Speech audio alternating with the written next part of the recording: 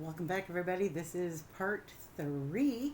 For those of you tuning in, we are crafting our own BRF jars, brown rice flour, for the purpose of colonizing mycelium.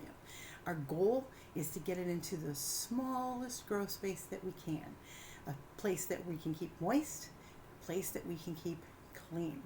I made some mistakes last year, and I'm looking forward to correcting those mistakes.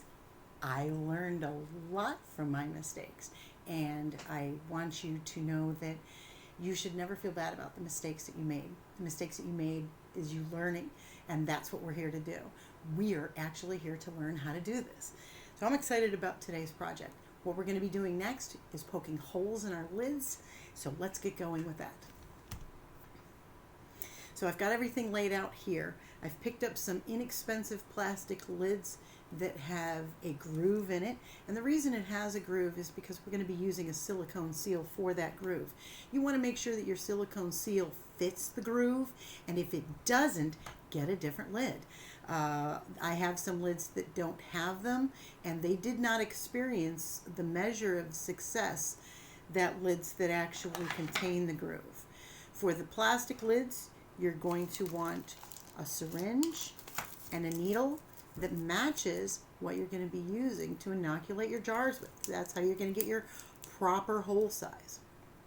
For old school lids, we need our metal lid, we need a hole punch, and we need a hammer. I am only doing one metal this season, but the reason I'm doing it is because it's a smaller jar. The smaller jars go faster, so that's why we're going to do one really fast one, so that way we can do a quick early harvest, but we really are looking for the bigger jars. So let's get started. To heat up the needle, you're going to want a torch. So get your torch started. I've already warmed up my torch. There we go. So, and this has a plastic case on the end, which is nice. And I do keep these for a season, but then at the end of the season, I discard all my old ones. Pardon me. So let's get going. And this is actually pretty simple to do. The method for doing this is just a matter of getting this in like we did before. See how it's glowing red hot there? So, and I like to keep this going, and then I do a hole. And you can do as many holes as you want. One hole, if you want to do 2 holes, if you want to do 3 holes, 4 holes. This is going to be a 5 hole. I'm doing 5. And the reason why is I want them to go a little faster. So the more inoculation points that you get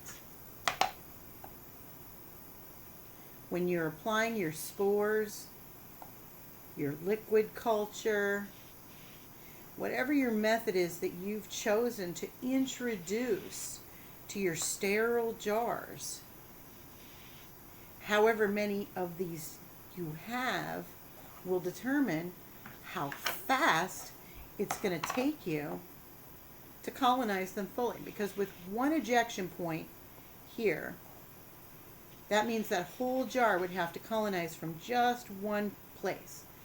But if you add extra places, your colonization increases. What also increases is your chance for contamination. But I've resolved most of my contamination issues from previous grows. When I was studying and doing my lessons from last year, I didn't have my seals. Some of the plastic lids I had didn't have a seal. They just had a barrier proof.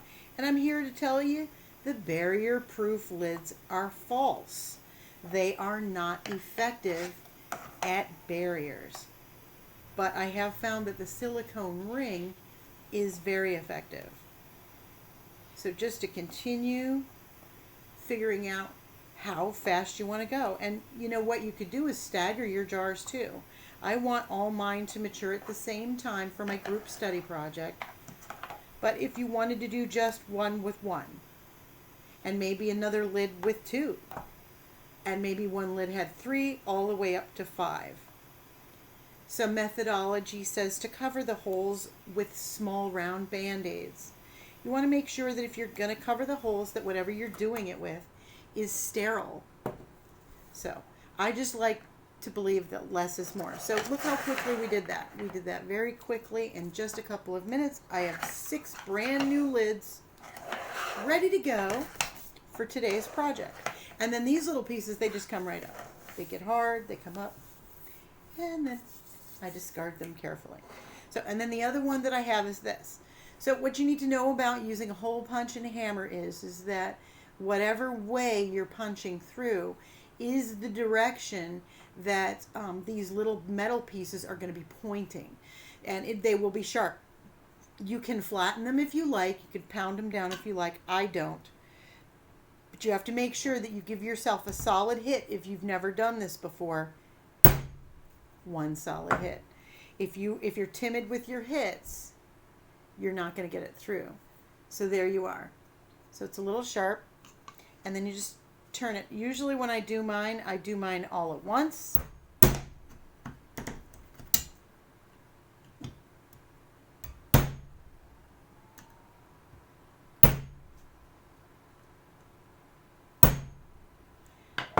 So checking them to make sure that they all went through.